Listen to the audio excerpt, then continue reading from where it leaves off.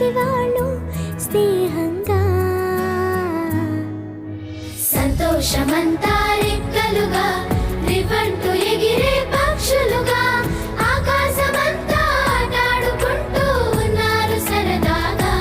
ఒకరేమో సీను ఒకరేమో చున్ను కలిసారే ప్రాణంగా కురిసారే వర్షంగా.